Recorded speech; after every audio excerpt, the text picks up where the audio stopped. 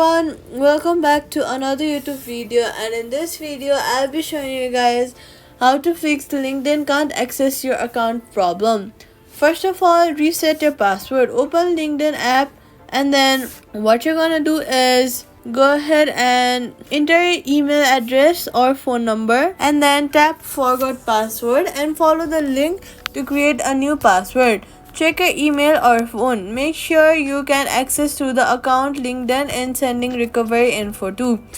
Next, use Apple ID or email magic link if you cannot reset the password. Privacy tip: only use official LinkedIn channels to recover your account. Avoid third-party tools. Quick fix: if you can't still log in, clear Safari cookies and then clear history and website data, then try again.